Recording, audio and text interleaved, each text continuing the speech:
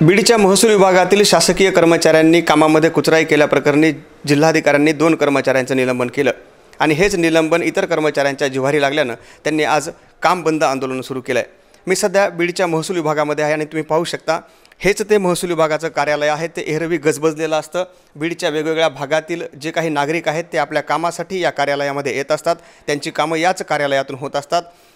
मात्र फक्त 2 अधिकाऱ्यांचं निलंबन केलं म्हणून या कर्मचाऱ्यांनी आता काम बंद आंदोलन करायला सुरुवात केलेली आहे आणि याच आंदोलनामुळे या कार्यालयामध्ये एकही कर्मचारी सध्या पाहायला मिळत नाही। अजित पवार हे बीडचे पालकमंत्री आहेत। बीडच्या जिल्हा प्रशासनाला शिस्त लागावी म्हणून एका महिन्यात अजित पवारांनी बीडचा 2 वेळा दौरा केला होता। मात्र अजित पवारांच्याच बीड जिल्ह्यामधील प्रशासनाची ही शिस्त आहे का असा आता प्रश्न उपस्थित होताना पाहायला मिळतोय। कारण प्रशासनाला शिस्त लावण्यासाठी अजित पवारांनी अनेक प्रशासनाच्या अधिकाऱ्यांच्या बैठका घेतल्या।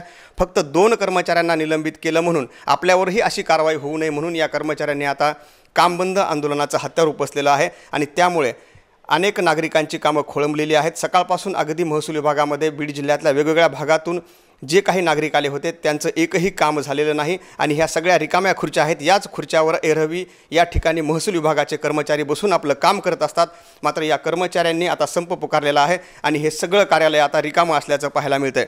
त्यामुळे पुन्हा एकदा आम्ही अजित पवारांनाच हा प्रश्न विचारतो की ज्या जिल्हा प्रशासनाला शिस्त लावण्यासाठी तुम्ही 2 वेळा बीड जिल्ह्याचा दौरा केला त्याच जिल्हा प्रशासनाची ही शिस्त आहे का असा प्रश्न उपस्थित झाला आहे। कॅमेरामन मुकुंदसह मी आप्पासाहेब मोहरकर, लोकाशा टीव्ही, बीड।